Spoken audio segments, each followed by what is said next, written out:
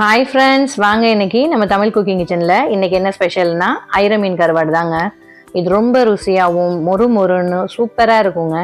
இது நீங்கள் சாம்பார் சாதத்தோடையும் ரசம் சாதத்தோடையும் சைடிஷாக சாப்பிடும்போது ரொம்ப அருமையாக இருக்கும். தயிர் சாதத்துக்கு சூப்பராக இருக்குங்க.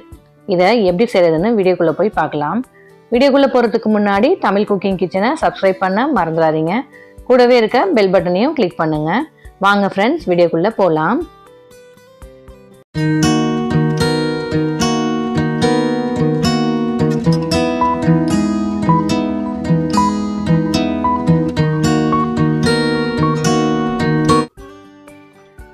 ஒரு அரை கப் அளவுக்கு ஐர மீன் கருவாடு எடுத்துக்கோங்க. இது இந்த மாதிரி தாங்க குட்டி குட்டி நெட்லி மாதிரி இருக்கும். இதை எண்ணெயெல்லாம் எதுவும் ஊற்றாமல் வெறும் கடாயில் லேசாக வறுத்து எடுத்துக்கோங்க. ஏன்னா அதில் மண் எதுவும் இருந்ததுன்னா அது கீழே அப்படியே உதிர்ந்துடும். அதுக்கப்புறம் நம்ம கழுவும் போது ஈஸியாக இருக்கும்.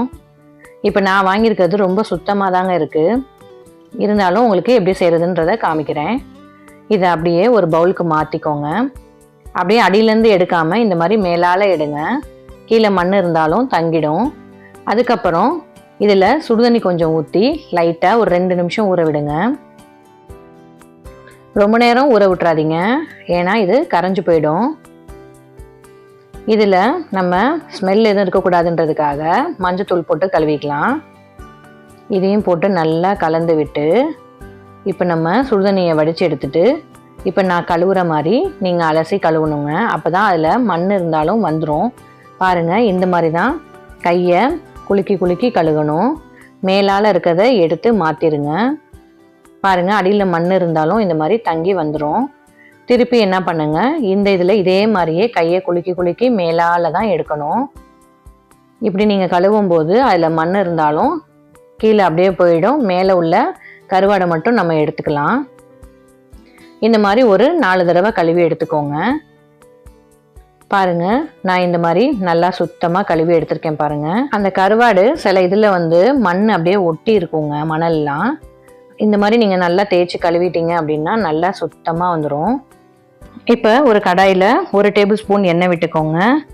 எண்ணெய் சூடானோனையும் ஒரு 4 பல் பூண்டை எடுத்து குட்டி குட்டியாக கட் பண்ணி இந்த மாதிரி சேர்த்துக்கோங்க. இதை லைட்டாக வதக்கிக்கோங்க. ஒரு தக்காளியை நான் கையில் மசிச்சு விட்டு தோலெல்லாம் எடுத்துட்டு இந்த மாதிரி சேர்த்துருக்கேன். இது மாதிரி சேர்த்துக்கோங்க. இதை நல்லா வதக்கிக்கோங்க. உங்களுக்கு தக்காளி புளிப்பு தேவையில்லை அப்படின்னா நீங்கள் இதை ஸ்கிப் பண்ணிக்கலாம். இதில் காரத்துக்கு தகுந்த மாதிரி மிளகாய்த்தூள் சேர்த்துக்கோங்க. நான் 1 ஸ்பூன் அளவுக்கு சேர்த்துருக்கேன். இதுவும் நல்லா பச்சை வாடை போகிற அளவுக்கு வதக்கிக்கோங்க. இப்போ இதில் 1/4 ஸ்பூனுக்கும் குறைவாக மஞ்சத்தூள் சேர்த்துக்கோங்க. இதை லேசாக பெரட்டி விட்டுட்டு இப்போ நம்ம கழுவி சுத்தமாக வச்சுருக்கோம்ல அந்த கருவாடை தண்ணியெல்லாம் வடிச்சிட்டு சேர்த்துக்கோங்க. மசாலா எல்லா பக்கட்டும் படுற மாதிரி நல்லா பெரட்டி விடுங்க. ஸ்டவ்வை சிம்மில் வச்சுக்கோங்க.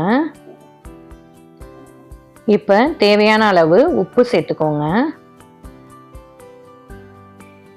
இந்த கருவாடில் உப்பு இல்லை, செக் பண்ணி பார்த்துட்டு நீங்கள் சேர்த்துக்கோங்க. இப்போ நம்ம மூடி போட்டு ஒரு 2 நிமிஷம் வைங்க. அப்பப்போ எடுத்து அடி பிடிக்காமல் கிளறி விட்டுட்டே இருங்க. ஏன்னா இது கடாயில் லைட்டாக ஒட்டும். அந்த ஒட்டுறதெல்லாம் நல்லா சுரண்டி விட்டு மசாலாவெலாம் கருவாடில் படுற மாதிரி பெரட்டி விட்டுருங்க. கடாயில் எதுவும் ஒட்டாத மாதிரி பண்ணிக்கோங்க.